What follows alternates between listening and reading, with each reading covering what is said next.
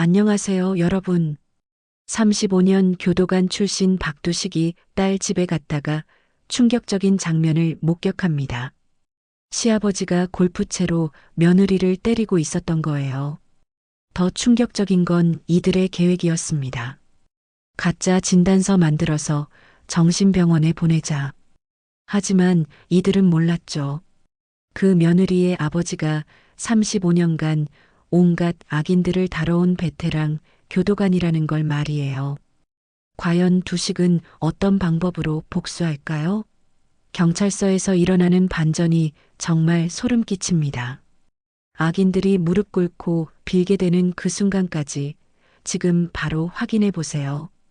박두식은 아침 6시에 눈을 떴습니다.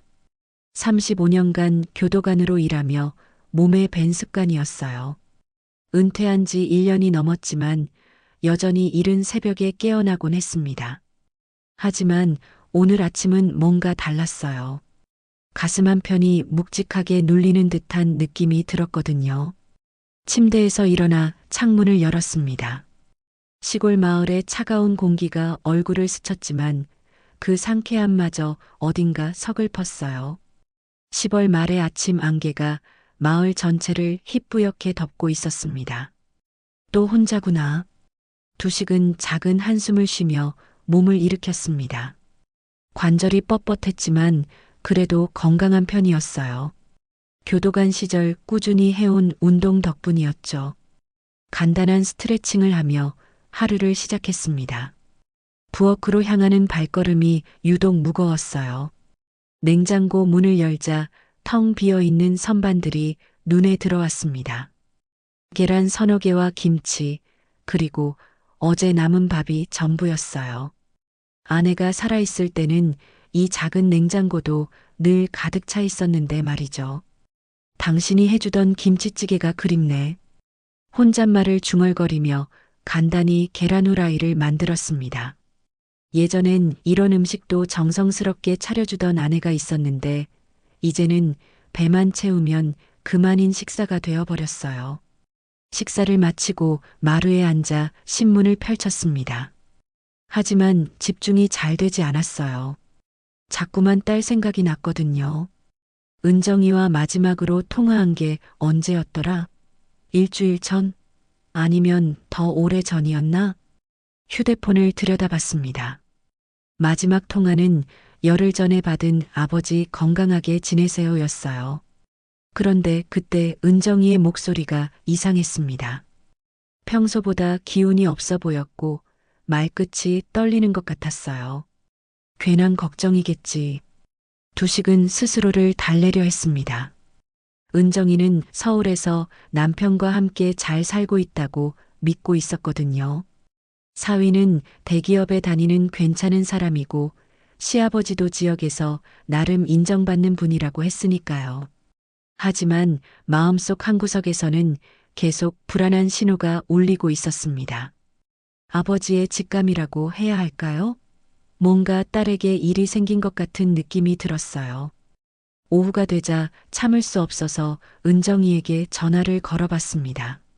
하지만 계속 연결되지 않았어요. 꺼져 있다는 안내 메시지만 나올 뿐이었습니다. 이상하네. 은정이가 전화를 꺼놓을 리가 없는데 두식의 마음이 점점 불안해졌습니다. 교도관 생활을 하면서 기른 직감이 뭔가 잘못되었다고 경고하고 있었어요. 하지만 구체적으로 무엇이 잘못된 건지는 알 수 없었습니다. 저녁 무렵 동네 이장이 찾아왔습니다. 두식이 형, 내일 한기철이 장례식 때문에 서울 올라간다며? 나도 같이 가려고 하는데. 한기철은 두식과 함께 교도관으로 일했던 동료였어요. 퇴직 후 건강이 급격히 나빠져서 얼마 전에 세상을 떠났습니다. 장례식에 참석하기 위해 서울에 올라가야 했어요. 그런데 형, 요즘 표정이 안 좋아 보이네요. 무슨 걱정이라도 있나요? 이장의 말에 두식은 잠깐 망설였습니다. 딸 걱정을 털어놓을까 하다가 그냥 웃어넘겼어요. 아니야. 그냥 나이가 드니까 이것저것 생각이 많아져서. 하지만 속으로는 결심을 굳히고 있었습니다. 내일 서울에 올라가는 김에 은정이를 만나봐야겠다고 말이죠. 밤이 깊어가자 두식은 잠자리에 들었습니다. 하지만 쉽게 잠이 오지 않았어요. 자꾸만 딸의 마지막 통화 때 목소리가 떠올랐거든요. 그때 은정이의 목소리에는 분명 두려움이 섞여 있었습니다. 내일 꼭 만나봐야겠어. 두식은 이렇게 중얼거리며 눈을 감았습니다. 하지만 그는 아직 몰랐어요. 내일 서울에서 마주하게 될 충격적인 진실을 말이죠. 다음 날 아침 두식은 평소보다 일찍 일어났습니다. 서울로 떠나는 날이었거든요. 한기철의 장례식에 참석하는 것도 중요했지만 무엇보다 딸을 만나는 것이 급했어요. 기차표를 미리 예약해 두었습니다. 오전 9시 기차를 타면 정오쯤 서울에 도착할 수 있었어요. 간단히 짐을 챙기면서도 마음은 계속 무거웠습니다. 어젯밤에도 은정이에게 전화를 걸어봤지만 여전히 연결되지 않았거든요. 이상해. 아무리 바빠도 전화는 받을 텐데. 기차 안에서도 계속 휴대폰을 확인했습니다. 혹시나 해서 문자라도 왔나 싶어서요. 하지만 아무런 연락이 없었어요. 창밖으로 스쳐 지나가는 풍경을 보면서도 마음은 딸 생각뿐이었습니다. 서울역에 도착하자마자 지하철을 탔습니다. 한기철의 장례식장은 강남에 있었어요. 빌딩들이 하늘을 찌를 듯 솟아있는 서울의 모습이 시골에서 온 두식에게는 여전히 낯설었습니다. 장례식장에 도착하니 예전 동료들이 많이 와 있었어요. 모두들 나이가 들어 머리가 희끗희끗해졌지만 여전히 반가웠습니다. 두식, 오랜만이야. 시골에서 잘 지내고 있었나? 응, 그럭저럭 지내고 있어. 동료들과 인사를 나누면서도 두식의 마음은 온통 딸 생각이었어요. 장례식이 끝나면 바로 은정이네 집으로 가야겠다고 생각했습니다. 그런데 두식아, 너 표정이 안 좋아 보이는데? 무슨 일 있나? 함께 일했던 김영사가 걱정스럽게 물어봤습니다. 두식은 잠깐 망설이다가 속마음을 털어놨어요. 사실 딸 걱정이 좀 돼서요.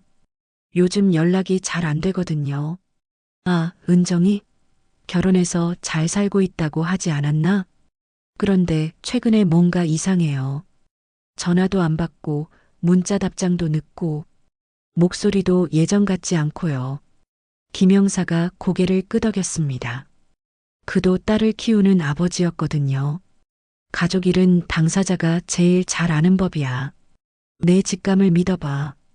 장례식이 끝나고 두식은 서둘러 은정이네 집으로 향했습니다. 딸이 사는 곳은 강남의 한 아파트 단지였어요. 시아버지가 마련해준 집이라고 했는데 제법 고급스러운 곳이었습니다. 아파트 입구에서 은정이에게 전화를 걸어봤습니다. 이번에는 다행히 연결됐어요.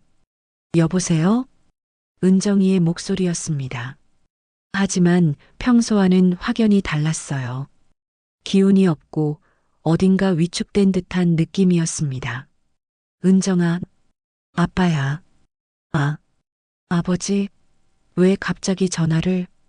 아빠가 서울에 일 때문에 왔거든. 그래서 잠깐 들러도 될까? 전화기 너머로 은정이가 당황하는 소리가 들렸어요. 뭔가를 망설이는 듯 했습니다. 아버지, 죄송해요. 오늘은 좀 안 될 것 같아요. 왜? 무슨 일 있나? 아니에요. 그냥 집이 좀 어수선해서요. 다음에 제가 아버지 댁에 내려갈게요. 두식의 가슴이 답답해졌습니다. 딸의 목소리에서 뭔가 숨기고 있다는 느낌이 강하게 들었거든요. 은정아, 아빠가 걱정돼서 그러는 거야. 정말 괜찮은 거지? 네, 괜찮아요. 정말로요. 하지만 은정이의 목소리는 전혀 괜찮아 보이지 않았어요. 오히려 울음을 참고 있는 것 같았습니다. 그럼 아빠가 아래 커피숍에서 기다릴게. 잠깐만이라도 내려와. 아버지, 정말 안 돼요. 지금은. 그때 전화기 너머로 남자 목소리가 들렸어요. 누구랑 통화하는 거야? 목소리가 거칠고 날카로웠습니다. 그리고 은정이가 작은 소리로 대답하는 게 들렸어요. 아버지랑 통화하고 있어요. 뭐, 시간이 몇 시인데 무슨 통화야? 그 순간 전화가 끊어졌습니다. 두식은 멍하니 휴대폰을 내려다봤어요. 방금 들은 남자 목소리가 사위의 목소리였는지 시아버지의 목소리였는지 확실하지 않았지만 분명한 것은 그 어조가 보통이 아니었다는 것입니다. 이상해. 뭔가 잘못됐어. 두식의 교도관 본능이 깨어나기 시작했습니다. 35년간 사람들을 상대하면서 기른 직감이 경고음을 울리고 있었어요. 다시 전화를 걸어봤지만 이번에는 아예 꺼져 있었습니다. 두식은 아파트를 올려다봤어요. 은정이가 사는 층의 불빛은 켜져 있었지만 창문은 모두 커튼으로 가려져 있었습니다. 뭔가 숨기고 있어.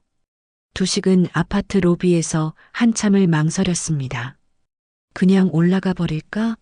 하지만 딸이 그렇게 말렸는데 결국 근처 커피숍에 앉아서 기다리기로 했어요. 혹시나 해서 딸이 마음을 바꿔서 내려올지도 모르니까요. 하지만 시간이 흘러도 은정이는 나타나지 않았습니다. 두식은 점점 불안해졌어요. 뭔가 딸에게 큰일이 생긴 것 같았거든요. 내일 다시 와봐야겠어. 두식은 이렇게 결심하며 숙소로 향했습니다. 하지만 그는 몰랐어요. 바로 내일 딸의 집 문 앞에서 듣게 될 그 끔찍한 소리를 말이죠. 다음 날 아침 두식은 제대로 잠들지 못한 채 눈을 떴습니다. 어젯밤 들었던 그 거친 목소리가 계속 머릿속을 맴돌았거든요. 딸의 떨리는 음성과 함께 말이죠. 이번엔 꼭 만나야 해.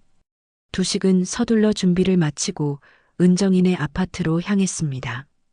지하철 안에서도 마음이 조급했어요. 뭔가 큰일이 벌어지고 있다는 예감이 점점 강해졌거든요. 오전 10시경 아파트에 도착했습니다. 이번에는 미리 전화하지 않기로 했어요. 어차피 받지도 않을 것 같았고 직접 가서 확인하는 게 나을 것 같았거든요. 엘리베이터를 타고 15층으로 올라갔습니다. 복도는 조용했어요. 은정이네 집 앞에 서니 마음이 두근거렸습니다. 초인종을 누르기 전에 잠깐 귀를 기울여 봤어요. 그런데 집안에서 소리가 들렸습니다. 전 잘못한 게 없어요. 은정이의 목소리였습니다. 평소와는 완전히 다른 절규에 가까운 소리였어요. 내가 잘못한 게 없다고?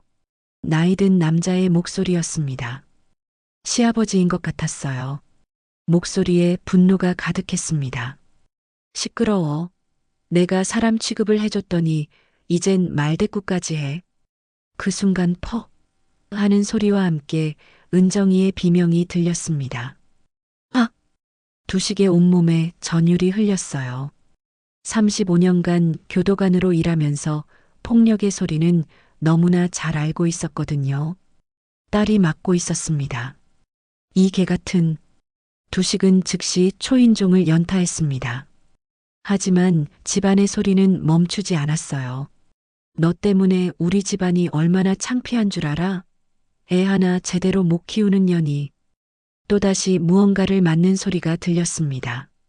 이번엔 더 큰 소리였어요. 문고리를 돌려봤지만 잠겨 있었습니다. 두식은 더 이상 참을 수 없었어요. 은정아, 아빠야. 큰 소리로 외쳤지만 집안의 폭력은 계속됐습니다. 오히려 더 거세졌어요. 뭐야? 누가 왔나? 아버지가 올 줄은. 이런 망할. 조용히 해. 두식은 더 이상 기다릴 수 없었습니다. 뒤로 몇 발짝 물러서더니 있는 힘을 다해 문을 발로 찼어요. 쾅! 견고해 보이던 현관문이 한 번에 부서지며 열렸습니다. 교도관 시절 단련했던 몸이 아직 살아 있었어요. 문이 열리자 충격적인 광경이 두식의 눈에 들어왔습니다. 거실 바닥에 은정이가 쓰러져 있었고 옆에는 골프채를 들고 있는 시아버지가 서 있었어요. 은정이의 팔에는 시퍼런 멍이 들어 있었고 입가에는 피가 맺혀 있었습니다. 얼굴은 부어 있었고 옷은 찢어져 있었어요. 뭐야? 누구야? 시아버지 윤갑수가 당황하며 소리쳤습니다. 이른이 넘은 나이에도 골프로 단련된 체격이었지만 두식의 눈빛을 보고는 본능적으로 뒷걸음질 쳤어요. 당신이 뭐 하는 짓이야? 두식은 순식간에 갑수에게 다가가 한 손으로 벽에 밀쳐붙였습니다. 갑수가 들고 있던 골프채가 바닥에 떨어졌어요. 아버지, 은정이가 어렵게 몸을 일으키며 말했습니다. 목소리가 간신히 나오는 상태였어요. 아버지, 그냥 가세요. 그러시죠. 두식의 목소리가 차갑게 식었습니다. 딸의 처참한 모습을 보니 가슴이 터질 것 같았어요. 그냥 가라고? 내 딸이 맞고 있는데? 갑수가 벽에 눌린 채로 반발했습니다. 뭘 모르고 짓거리는 거야. 이건 우리 집안일이야. 집안일? 두식의 눈빛이 순간 돌변했습니다. 35년간 교도소에서 수많은 악인들을 상대했던 그 눈빛이었어요. 교도소에도 너 같은 인간들 많았어. 껍데기는 멀쩡한데 안엔 짐승이더라고. 갑수의 얼굴이 창백해졌습니다. 두식의 눈에서 느껴지는 살기가 보통이 아니었거든요. 어디서 감히. 갑수가 소리치려던 순간 두식이 그의 목을 더 세게 눌렀습니다. 감히? 내 딸을 때린 놈이 나한테 감이라고? 그때 현관문이 열리며 사위 윤재안이 들어왔습니다. 회사에서 급히 온 모양이었어요. 아버지, 무슨 일이에요? 재안이 상황을 파악하고는 당황했습니다. 장인이 자기 아버지를 벽에 밀어붙이고 있고 아내는 바닥에 쓰러져 있었거든요. 장인어른 진정하세요. 이건 오해입니다. 오해? 두식이 재안을 향해 돌아봤습니다. 그의 눈빛에 재안도 본능적으로 움찔했어요. 내 딸이 맞아서 피까지 흘리고 있는데 오해라고? 그건 아버지가 좀 화를 내셔서 화를 냈다고 사람을 때려도 되는 거야? 두식의 목소리가 점점 낮아졌습니다. 화가 날수록 조용해지는 것이 두식의 특징이었어요. 은정이가 어렵게 일어나며 아버지를 말렸습니다. 아버지, 제발. 그만하세요. 더 복잡해져요. 하지만 두식은 이미 결심을 굳혔습니다. 딸이 당한 일을 그냥 넘어갈 수는 없었어요. 이미 충분히 복잡해졌어. 두식은 갑수를 놓아주며 말했습니다. 나 박두식이야. 35년간 교도관으로 일했고 사람 보는 눈은 있거든. 갑수와 재안의 얼굴이 동시에 굳어졌습니다. 전직 교도관이라는 말에 압도당한 것 같았어요. 앞으로 내 딸에게 손가락 하나라도 대면 그땐 진짜 가만두지 않을 거야. 두식은 은정이를 부축하며 일으켜 세웠습니다. 딸의 상처를 보니 가슴이 찢어지는 것 같았어요. 하지만 이것은 시작에 불과했습니다. 두식은 은정이를 부축해 소파에 앉혔습니다. 딸의 상처를 자세히 살펴보니 생각보다 심각했어요. 팔뚝의 멍은 며칠 된 것 같았고 입가의 상처는 오늘 생긴 게 분명했습니다. 은정아, 병원부터 가자. 아니에요, 아버지. 괜찮아요. 은정이가 고개를 저었지만 목소리는 떨리고 있었어요. 갑수와 재안은 거실 한쪽에서 서로 눈빛을 주고받으며 뭔가를 의논하고 있었습니다. 두식은 이들의 모습을 유심히 관찰했어요. 35년간 교도관으로 일하면서 기른 눈이었죠. 갑수는 당황해하고 있었지만 재안의 표정에서는 다른 무언가를 읽을 수 있었습니다. 이놈도 한통속이군. 재안이 두식에게 다가왔습니다. 겉으로는 정중한 모습이었지만 눈빛은 차가웠어요. 장인어른, 죄송합니다. 아버지가 혈압약을 드시고 계셔서 가끔 감정 조절이 안 되실 때가 있어요. 두식이 냉소적으로 웃었습니다. 혈압약 때문에 사람을 때린다고? 그런 핑계는 교도소에서도 안 통해. 제안의 얼굴이 잠깐 굳어졌다가 다시 미소를 지었어요. 하지만 그 미소가 너무나 자기적이었습니다. 장인어른께서 오해하고 계신 것 같은데요. 은정이가 요즘 육아 스트레스로 좀 예민해져서. 뭐라고? 두식의 목소리가 낮아졌습니다. 이제 사위까지 딸을 모함하고 있었어요. 은정이가 아버지께 말대꾸를 했나 봐요. 그래서 아버지가 화를 내신 것 같아요. 은정이가 갑자기 얼굴을 들었습니다. 재한 씨, 내가 언제? 여보, 진정해. 지금 흥분한 상태니까. 재한이 은정이의 말을 끊었어요. 그 순간 두식은 확신했습니다. 이 집에서 벌어지고 있는 일이 단순한 우발적 폭력이 아니라는 것을요. 두식은 재한을 찬찬히 살펴봤습니다. 깔끔한 정장, 정돈된 헤어스타일, 예의 바른 말투. 겉으로 보기에는 완벽한 엘리트 회사원이었어요. 하지만 눈빛 깊숙한 곳에 숨겨진 차가움을 놓치지 않았습니다. 그런데 사위, 당신은 왜 아무것도 안 했어? 네. 내 딸이 맡고 있을 때 당신은 뭐 했냐고. 재한이 당황했습니다. 예상하지 못한 질문이었거든요. 그건 제가 회사에 있어서 몰랐거든요. 회사에? 두식이 시계를 봤습니다. 오전 10시 반이었어요. 대기업 다니는 사람이 이 시간에 집에 와. 재한의 얼굴이 약간 붉어졌습니다. 오늘은 휴가를 냈습니다. 휴가를 내고도 집에 없었다고? 두식의 질문이 계속되자 재한이 짜증을 내기 시작했어요. 장인어른, 제 일정까지 꼬치꼬치 캐물으시는 건가요? 그 순간 재한의 진짜 성격이 드러났습니다. 평소 은정이에게 보이던 그 모습이었어요. 차갑고 공격적인 말투였습니다. 은정이가 놀란 표정으로 남편을 봤어요. 아버지 앞에서도 이런 모습을 보이다니 예상치 못한 일이었거든요. 재한 씨, 뭐야? 당신도 아버님 편을 드는 거야? 재한이 은정이에게 돌아서며 날선 목소리로 말했습니다. 평소 집에서 보이던 모습 그대로였어요. 두식은 이 모든 것을 지켜보며 상황을 파악했습니다. 갑수만의 문제가 아니었어요. 재한도 은정이를 학대하고 있었던 것입니다. 이제 좀 보이는군. 두식이 중얼거렸습니다. 예. 재한이 신경질적으로 물었어요. 당신들의 진짜 모습이. 두식은 일어나서 갑수에게 다가갔습니다. 아까 뭐라고 했지? 집안일이라고. 갑수가 뒤로 물러섰습니다. 그래. 우리 집안일이야. 집안일로 사람을 때려도 되는 줄 알아?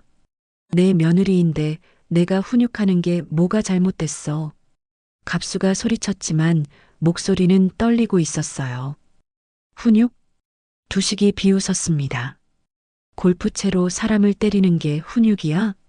그때 재한이 끼어들었습니다. 장인어른, 이제 그만 가시죠. 더 이상 개입하지 마세요. 두식의 눈빛이 차갑게 변했습니다. 내 딸인데 개입하지 말라고? 은정이는 이제 저희 집 사람이에요. 장인어른이 나서실 일이 아닙니다. 재한의 말에 은정이가 충격을 받은 표정을 지었어요. 남편이 이렇게까지 차갑게 나올 줄은 몰랐거든요. 두식은 재한을 똑바로 쳐다봤습니다. 우리 집 사람? 네, 그렇습니다. 그럼 우리 집 사람을 왜 때려? 재한이 말문이 막혔습니다. 자신이 모순된 말을 했다는 걸 깨달았거든요. 그건 뭐야? 당신 집 사람이라서 때려도 된다는 거야? 두식의 목소리가 점점 낮아졌습니다. 화가 날수록 조용해지는 습성이었어요. 갑수가 갑자기 으름장을 놓았습니다. 박씨, 그만해. 나는 이 지역에서 나름 얼굴 있는 사람이야. 경찰서장하고도 친하다고. 경찰서장? 두식이 갑수를 찬찬히 봤습니다. 그럼 경찰서장한테 전화해봐. 내가 누구인지 물어보라고. 갑수의 얼굴이 당황스러워졌어요. 뭐, 박두식이라고 해봐. 서울교도소에서 35년 일한 박두식 말이야. 두식은 조용히 일어나며 말했습니다. 내일 다시 올 거야. 그때까지 내 딸에게 손가락 하나라도 대면. 두식은 말을 끝내지 않고 은정이를 바라봤어요. 은정아, 아빠가 내일 다시 올게. 그때까지 버텨. 은정이가 눈물을 흘리며 고개를 끄덕였습니다. 오랜만에 느끼는 아버지의 든든함이었어요. 두식이 떠난 후 집안의 분위기는 더욱 차갑게 식었습니다. 갑수는 거실을 서성이며 분노를 사귀지 못하고 있었고, 재한은 소파에 앉아 무언가를 계속 생각하고 있었어요. 은정이는 구석진 곳에 웅크리고 앉아 있었습니다. 아버지가 다시 오겠다고 했지만 그때까지 무사할 수 있을지 확신이 서지 않았어요. 이런 망할. 갑수가 갑자기 소리를 지르며 탁자를 주먹으로 쳤습니다. 박씨 때문에 우리가 얼마나 창피해졌는지 알아? 이웃들이 다 봤을 거야. 재한이 조용히 말했습니다. 아버지, 진정하세요. 안 되겠다. 이 일을 계기로 은정이와 완전히 정리해라. 은정이가 고개를 들었습니다. 무슨 말인지 감이 왔거든요. 무슨 뜻이세요? 재한이 차가운 눈빛으로 아내를 바라봤습니다. 네, 알겠습니다. 뭐? 은정이가 믿을 수 없다는 표정을 지었어요. 어떻게 그럴 수가 있어? 우리 이혼해. 재한의 목소리는 차갑기만 했습니다. 평소 집에서 보이던 모습보다 더 냉정했어요. 갑수가 고개를 끄덕였습니다. 그래, 당장 이혼해. 애초에 결혼한 게 실수였어. 은정이가 벌떡 일어났습니다. 그럼 아이는? 우리 서연은 어떻게 해? 아이는 내가 키울 거야. 재한이 태연하게 말했어요. 당신이 키우기엔 부족하거든. 부족하다니? 은정이의 목소리가 떨렸습니다. 내가 뭐가 부족해? 갑수가 비웃었습니다. 뭐가 부족하냐고? 집안일도 제대로 못하고 애 교육도 엉망이고. 무슨 소리세요? 저는 최선을 다했다고요. 은정이가 울먹이며 소리쳤지만 두 남자는 들은 척도 하지 않았어요. 그때 갑수가 서류를 꺼냈어요. 이것 봐라. 은정이가 서류를 받아보니 깜짝 놀랐습니다. 정신과 진단서였어요. 이게 뭐예요? 내 정신감정서야. 재한이 싸늘하게 말했습니다. 산후우울증으로 인한 정신이상 판정이야. 정신이상? 은정이가 어이없어 했어요. 이게 무슨 말도 안 되는. 말이 안 된다고? 갑수가 냉소했습니다. 우리한테 대들고 집안일 제대로 안 하고 애 키우는 것도 엉망인 게 정상이야? 은정이가 서류를 자세히 보니 더욱 충격을 받았어요. 자신이 가본 적도 없는 정신과에서 발행된 진단서였거든요. 이건 가짜야. 내가 언제 정신과에 갔어? 가짜라고? 재한이 또 다른 서류를 꺼냈습니다. 그럼 이것도 가짜겠네? 이번엔 양육권 포기 각서와 이혼 서류였어요. 이걸 사인하면 모든 게 끝나. 재한의 목소리가 협박조로 변했습니다. 사인 안 하면 정신병원에 강제 입원시킬 거야. 그럴 수 없어. 은정이가 소리쳤지만 목소리는 떨리고 있었어요. 갑수가 음산하게 웃었습니다. 할 수 있어. 우리 쪽엔 의사도 있고 변호사도 있거든. 당신이 정신이상자라는 증거는 차고 넘쳐. 재한이 스마트폰을 꺼내더니 동영상을 재생했어요. 은정이가 갑수에게 소리를 지르고 있는 모습이었습니다. 이것 봐. 시아버지에게 소리 지르고 난동 부리는 모습. 이건 내가 맡고 있을 때 찍은 거잖아. 은정이가 항변했지만 동영상은 교묘하게 편집되어 있었어요. 자신이 맞는 부분은 잘려나가고 소리 지르는 부분만 남아 있었습니다.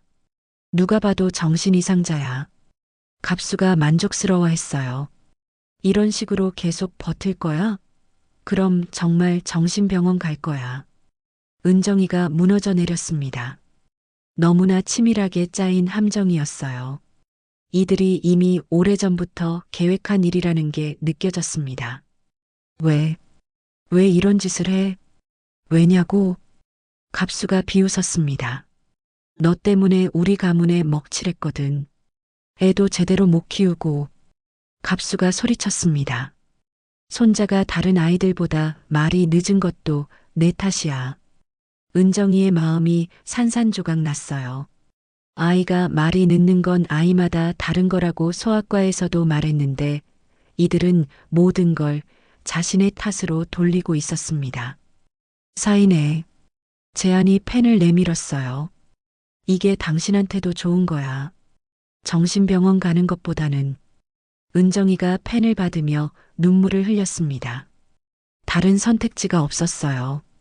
정신병원에 가면 아이를 더욱 볼 수 없게 될 테니까요. 우리 서연이는, 아이는 걱정 마. 우리가 잘 키울 거야. 갑수가 가짜 위로의 말을 했어요. 은정이가 떨리는 손으로 펜을 들었습니다. 각서에 사인하려는 바로 그 순간이었어요. 쾅! 현관문이 거칠게 열렸습니다. 두식이 들어왔어요. 이게 뭐 하는 짓이야? 두식의 목소리가 차가웠습니다. 상황을 한눈에 파악한 것 같았어요. 장인어른? 재한이 당황했습니다. 내일 온다고 했는데 벌써 나타났거든요. 무슨 일을 꾸미는 거야? 두식이 조용히 말했습니다. 내가 사람 보는 눈은 있네. 그러더니 주머니에서 작은 녹음기를 꺼냈어요. 들어봐. 녹음기를 재생하자 갑수와 재한의 목소리가 흘러나왔습니다. 2년을 정신병원에 보내고 애는 내가 키워. 그래야 재산 문제도 깔끔하게 정리되고. 갑수와 재한의 얼굴이 창백해졌어요. 그들의 모든 계획이 녹음되어 있었던 것입니다. 녹음기에서 흘러나오는 목소리에 갑수와 재한의 얼굴이 사색이 되었습니다. 그들의 모든 계획이 고스란히 담겨 있었거든요. 어떻게? 갑수가 떨리는 목소리로 물었어요. 어떻게 이걸 녹음했냐고? 두식이 조용히 대답했습니다. 35년간 교도관 하면서 배운 게 있어. 사람은 본성을 숨길 수 없다는 것 말이야. 두식은 어젯밤 갑수의 집 주변을 돌며 상황을 파악했어요. 창문이 열려있는 틈으로 그들의 대화를 모두 들었던 것입니다. 당신들이 하는 모든 말이 녹음되어 있어. 두식이 녹음기를 계속 재생했습니다. 정신병원에 보내려면 진단서가 필요한데 돈만 주면 되겠지? 네, 제가 아는 의사가 있어요. 걔한테 부탁하면 돼요. 양육권도 박탈시켜야 하고. 갑수와 재한의 목소리가 계속 흘러나왔어요. 은정이를 없애버리려는 치밀한 계획이 고스란히 담겨 있었습니다. 은정이가 충격을 받은 표정으로 남편과 시아버지를 바라봤어요. 이들이 자신을 이렇게까지 미워했다는 게 믿어지지 않았거든요. 재한 씨, 정말 이런 생각을 하고 있었던 거야? 재한이 대답하지 못했습니다. 증거가 너무나 명확했거든요. 두식이 은정이에게 다가가 어깨에 손을 올렸어요. 은정아, 아빠 말 들어봐. 은정이가 고개를 들었습니다. 눈물이 가득했어요. 아빠가 일하는 동안 정말 많은 사람들을 봐왔지. 두식의 목소리가 차분했습니다. 나쁜 사람도 있었고 착한 사람도 있었어. 하지만 한 가지 확실한 건 사람에게는 지켜야 할 최소한의 선이 있다는 거야. 갑수가 입을 열려고 했지만 두식이 손을 들어 막았어요. 지금은 내가 말하는 중이야. 두식이 은정이를 바라보며 계속했습니다. 교도소에서도 그런 사람들이 있었어. 겉으로는 멀쩡해 보이는데 안은 썩어 있는 사람들 말이야. 아버지, 이 사람들처럼 말이야. 자기보다 약한 사람을 괴롭히는 게 당연하다고 생각하는 사람들. 두식의 눈빛이 갑수와 재한을 향했어요. 하지만 교도소에서도 그런 놈들은 끝까지 변하지 않았어. 왜냐하면 자기가 잘못했다는 걸 인정하지 않거든. 재한이 반발했습니다.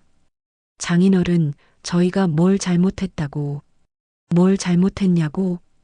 두식이 재한을 쳐다봤어요. 내 딸을 때리고 거짓 진단서 만들고 아이까지 빼앗으려 한 게 잘못이 아닌가. 재한이 말문이 막혔습니다. 두식이 다시 은정이를 바라봤어요. 은정아, 아빠가 교도관으로 일하면서 가장 중요하게 생각한 게 뭔지 알아? 은정이가 고개를 저었습니다. 믿음이야. 사람이 사람을 믿는다는 것. 그게 세상에서 가장 소중한 거야. 두식이 은정이의 손을 잡았어요. 아빠는 내가 좋은 사람이라는 걸 믿어. 좋은 엄마라는 것도 알고. 은정이의 눈에 눈물이 고였습니다. 하지만 이 사람들은 너를 믿지 않았어. 아니, 처음부터 믿을 생각도 없었던 거야. 갑수가 화를 냈습니다. 무슨 소리야? 우리가 얼마나 뭐? 두식이 갑수를 쳐다봤어요. 잘해줬다고? 골프채로 때리면서 갑수가 할 말을 잃었습니다. 두식이 은정이에게 다시 말했어요. 은정아, 사람이 사람답게 사는 최소한의 기준이 있어. 서로를 존중하는 것, 상대방의 인격을 인정하는 것. 두식이 갑수와 재한을 번갈아 보며 말했습니다. 이 사람들은 그 기준에 못 미쳐. 너를 사람이 아니라 물건으로 봤거든. 은정이가 울음을 터뜨렸어요. 그동안 억눌러왔던 감정이 한꺼번에 쏟아져 나왔습니다. 아빠, 나는 정말 최선을 다했어요. 집안일도 육아도. 알아, 아빠가 다 알고 있어. 두식이 딸을 끌어안았습니다. 내가 얼마나 힘들었을지도 알고. 은정이가 아버지 품에서 한참을 울었어요. 오랜만에 느끼는 따뜻함이었습니다. 하지만 이제는 달라질 거야. 두식이 조용히 말했습니다. 아빠가 있으니까. 재한이 다시 끼어들려고 했어요. 장인어른, 이제 그만. 그만? 두식이 재한을 똑바로 쳐다봤습니다. 뭘 그만하라고? 내 딸 지키는 걸? 그건 아니지만. 교도관으로 일할 때 배운 게 하나 더 있어. 두식의 목소리가 낮아졌습니다. 악한 사람들은 절대 스스로 변하지 않는다는 것. 갑수와 재한의 얼굴이 긴장됐어요. 그래서 외부의 힘이 필요해. 법의 힘 말이야. 두식이 녹음기를 다시 꺼내 들었습니다. 이 녹음과 가짜 진단서, 그리고 은정이 몸의 상처들. 이 모든 게 증거야. 갑수가 당황했습니다. 뭐 하려고? 당연히 신고해야지. 가정폭력과 문서 위조죄로. 재한이 급하게 말했습니다. 잠깐만요. 협의할 수 있잖아요. 협의? 두식이 비웃었습니다. 내 딸을 때리고 아이까지 빼앗으려 한 놈들과 무슨 협의를 해? 은정이가 아버지를 바라봤어요. 그제야 눈물을 닦으며 말했습니다. 아빠, 나 이제 도망치고 싶지 않아요. 두식이 딸을 바라봤습니다. 도망치지 마라. 내가 잘못한 게 없으니까. 은정이가 고개를 끄덕였어요. 오랜만에 느끼는 용기였습니다. 이제 이 사람들이 책임져야 할 차례야. 두식이 녹음기를 주머니에 넣으며 말했습니다. 다음 날 아침, 두식은 은정이와 함께 지역 경찰서로 향했습니다. 손에는 녹음기와 가짜 진단서, 그리고 은정이의 상처를 찍은 사진들이 들어있는 봉투를 들고 있었어요. 아빠, 정말 괜찮을까요? 은정이가 걱정스러운 목소리로 물었습니다. 아버님이 경찰서장과 친하다고 했는데. 걱정 마. 두식이 딸의 어깨를 토닥였어요. 세상이 그렇게 만만하지 않아. 경찰서에 도착하자 갑수가 이미 와 있었습니다. 양복을 깔끔하게 차려입고 여유로운 표정을 짓고 있었어요. 옆에는 재한도 함께 있었습니다. 박씨, 갑수가 두식을 보자마자 큰 소리로 불렀어요. 당신이 우리 집에 불법 침입했지. 주변 사람들이 갑수의 소리에 쳐다봤습니다. 갑수는 일부러 큰 소리를 내어 자신이 피해자인 것처럼 보이려 했어요. 우리 집 마당에서 몰래 녹음한 것도 불법이야. 제안도 거들었습니다. 장인어른이 먼저 법을 위반하신 거예요. 두식은 조용히 그들을 바라봤습니다. 예상했던 반응이었어요. 신고 접수하러 왔습니다. 두식이 경찰관에게 말했습니다. 가정폭력과 문서 위조 건으로요. 담당 경찰관이 갑수를 보더니 당황스러운 표정을 지었어요. 윤갑수 사장님? 아, 김순경. 잘 됐네.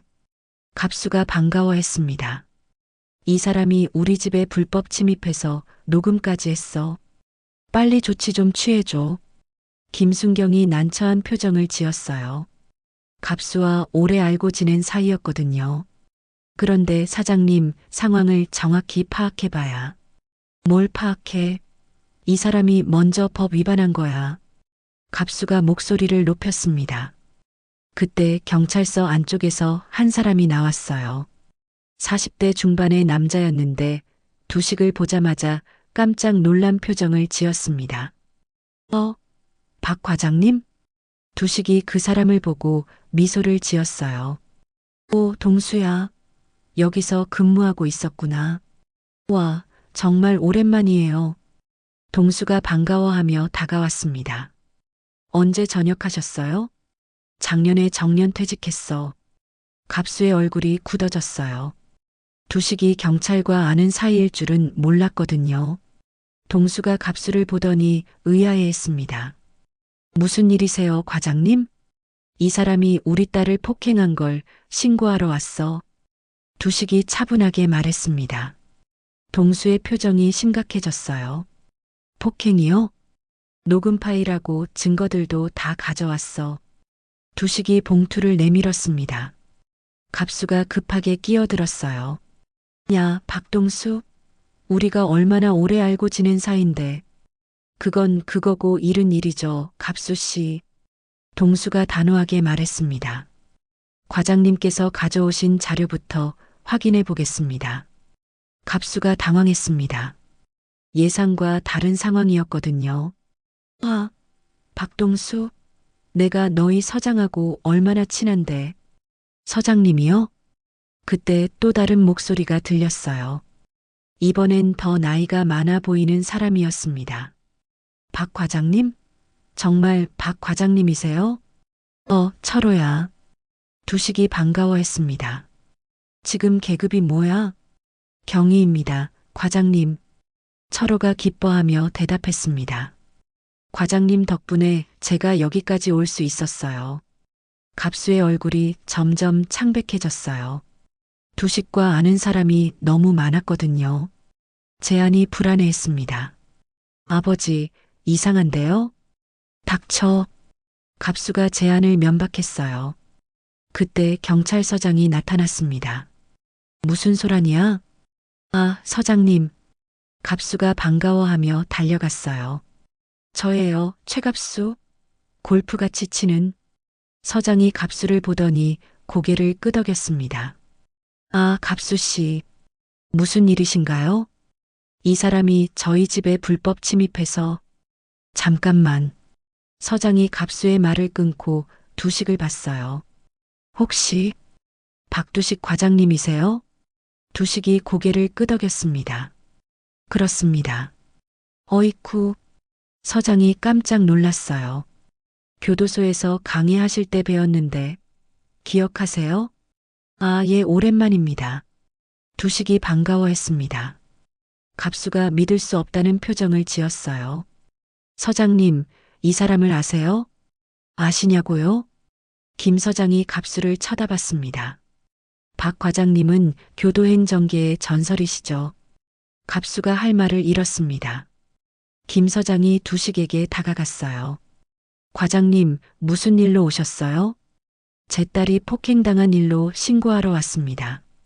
두식이 차분하게 말했습니다. 증거 자료도 충분히 준비해 왔고요. 김 서장의 표정이 심각해졌어요. 그럼 즉시 수사에 착수하겠습니다. 갑수가 급하게 끼어들었어요. 서장님, 잠깐만요. 이건 가족 간의 사소한 다툼인데. 사소한 다툼이요? 김 서장이 갑수를 쳐다봤습니다. 박 과장님이 직접 오셨는데 사소한 일일 리가 없죠. 동수가 녹음 파일을 재생했습니다. 정신병원에 보내고 애는 내가 키워. 갑수와 제안의 목소리가 경찰서 안에 울려 퍼졌어요. 김 서장의 얼굴이 굳어졌습니다. 이게 뭡니까? 가짜 진단서를 만들어서 제 딸을 정신병원에 보내려 했습니다. 두식이 진단서를 내밀었어요. 문서 위조죄도 적용됩니다. 김 서장이 진단서를 보더니 경악했어요. 이건 명백한 범죄 행위네요. 갑수가 무너져 내렸어요. 모든 게 끝났다는 걸 깨달았거든요. 서장님, 제발. 갑수 씨, 실망입니다. 김 서장이 고개를 저었습니다. 이런 분이실 줄 몰랐네요. 제안도 얼굴이 창백해졌어요. 저는 몰랐어요. 몰랐다고요? 동수가 또 다른 녹음을 재생했습니다. 양육권도 박탈시켜야 하고 제안의 목소리가 선명하게 들렸어요. 이것도 모르고 하신 말씀인가요? 제안이 말문이 막혔습니다. 김 서장이 부하들에게 지시했어요. 즉시 조사에 착수하고 관련 증거들 모두 확보해. 네, 서장님. 갑수와 제안이 연행되어 가면서 갑수가 마지막으로 소리쳤어요. 박 씨, 이렇게 하면 안 돼. 두식이 조용히 대답했습니다. 이미 늦었어. 은정이가 아버지를 바라보며 눈물을 흘렸어요. 드디어 정의가 실현되는 순간이었습니다. 6개월 후, 도시 근교의 작은 마을에 자리한 2층 주택. 1층에는 은정간호학원이라는 간판이 걸려 있었습니다. 깔끔하게 정리된 간판 아래로 학생들이 하나둘씩 들어가고 있었어요. 선생님, 오늘 실습 잘 부탁드려요. 네, 열심히 해봐요. 은정이가 밝은 미소로 학생들을 맞이했습니다. 예전과는 완전히 다른 모습이었어요. 자신감이 넘치고 활기찼거든요. 학원은 비록 작았지만 은정이에게는 세상에서 가장 소중한 공간이었습니다. 간호조무사 자격증을 딸 수 있도록 돕는 학원이었는데 은정이의 성실함과 실력 덕분에 입소문이 나면서 학생들이 점점 늘어나고 있었어요. 엄마, 2층에서 아이의 목소리가 들렸습니다. 은정이의 딸 서연이가 계단을 뛰어내려왔어요. 할아버지가 간식 만들어주셨어. 그래, 뭘 만들어주셨는데? 호떡이요. 서연이의 얼굴에 밀가루가 묻어 있었어요. 할아버지와 함께 요리를 했나 봤습니다. 손 씻고 와서 먹어. 네.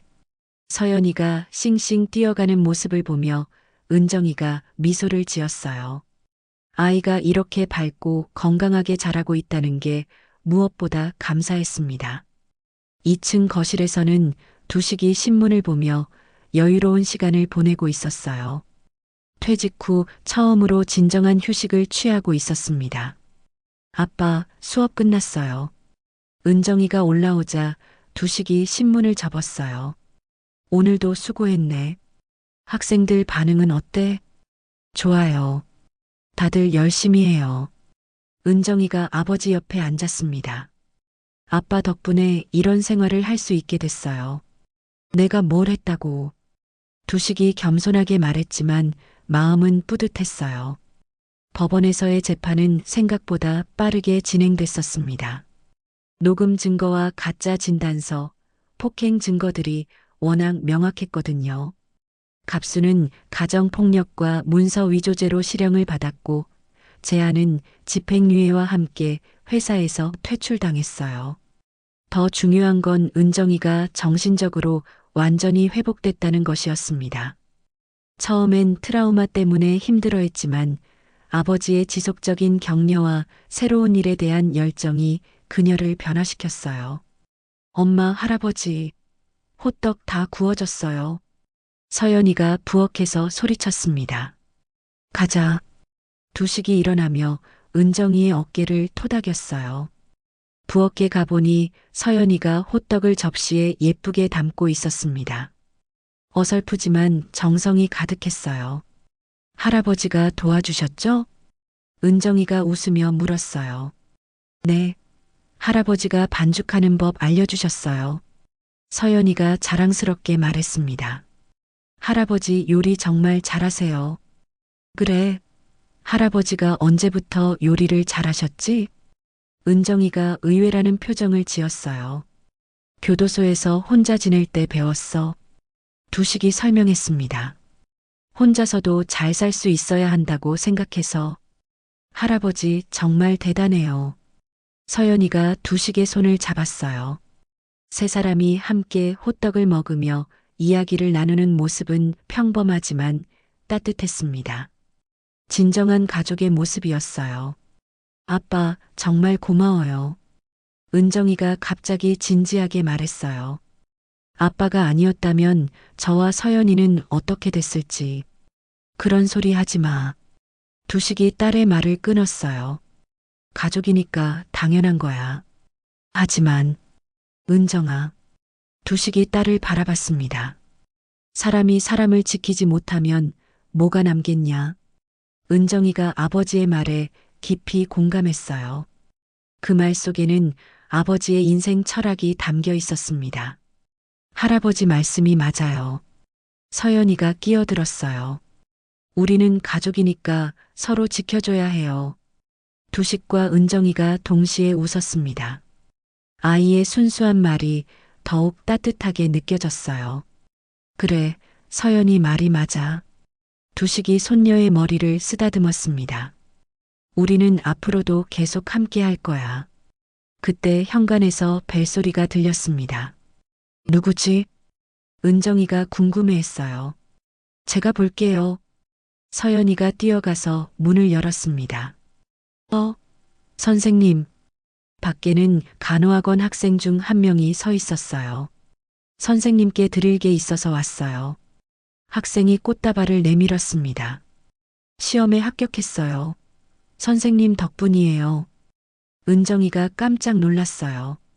정말 축하해요. 선생님이 꼼꼼하게 가르쳐 주셔서 가능했어요.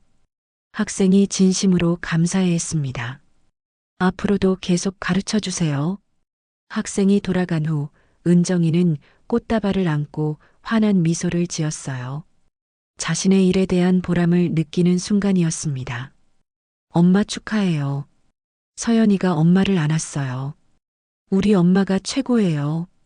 두식이 그 모습을 흐뭇하게 바라봤습니다. 딸이 자신의 길을 찾아 당당하게 살아가는 모습이 무엇보다 자랑스러웠어요. 저녁이 되자 세 사람은 함께 베란다로 나갔습니다. 도시의 불빛들이 멀리 반짝이고 있었어요. 아빠, 행복해요. 은정이가 조용히 말했습니다. 이런 평범한 일상이 이렇게 소중한 줄 몰랐어요. 평범한 게 제일 좋은 거야. 두식이 대답했습니다. 특별할 필요 없어. 그냥 서로 아끼고 사랑하면서 살면 돼. 서연이가 할아버지와 엄마 사이에 끼어들었어요. 저도 커서 엄마처럼 사람들을 도와주는 일 할래요. 그래, 멋진 꿈이네. 두식이 손녀를 격려했습니다. 할아버지가 응원해 줄게. 다음 날 아침 두식이 일찍 일어나 현관문을 열었습니다. 신선한 공기를 마시려고 했어요. 문을 여는 순간 따뜻한 햇살이 환히 비쳐 들어왔습니다. 새로운 하루의 시작을 알리는 빛이었어요. 두식이 햇살을 바라보며 깊이 숨을 들이마셨습니다. 과거의 어둠은 이제 완전히 사라지고 희망찬 미래만이 눈앞에 펼쳐져 있었습니다. 집안에서는 은정이가 아침 준비를 하고 서연이가 학교 갈 준비를 하는 소리가 들렸어요. 평범하지만 소중한 일상의 소리들이었습니다. 두식이 미소를 지으며 중얼거렸습니다. 이제 정말 새로운 시작이구나. 햇살은 더욱 밝게 빛나며 이 작은 가족의 새로운 하루를 축복하고 있었습니다. 35년 교도관 박두식의 이야기 어떠셨나요? 때로는 세상이 불공평하다고 느껴질 때가 있습니다. 하지만 오늘 이야기처럼 진정으로 사랑하는 사람을 지키려는 마음과 올바른 신념이 있다면 반드시 정의가 승리한다는 걸 보여주는 것 같아요. 두식이 마지막에 한 말이 계속 생각나네요. 사람이 사람을 지키지 못하면 뭐가 남겠냐? 여러분도 소중한 사람들을 지키고 계시나요? 댓글로 여러분의 생각을 들려주세요. 이런 감동적인 이야기들을 더 많이 만나고 싶으시다면 구독과 좋아요 부탁드려요. 여러분의 관심이 더 좋은 이야기를 만드는 힘이 됩니다. 오늘도 감사합니다.